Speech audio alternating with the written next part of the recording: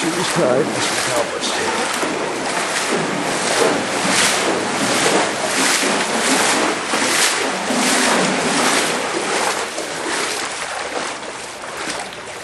Now, let's go see how bad Costumes is, which looks to be pretty much underwater at this point. This road is quite unique.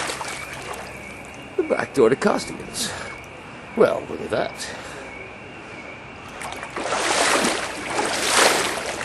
Yeah, and we'll check out this guy here.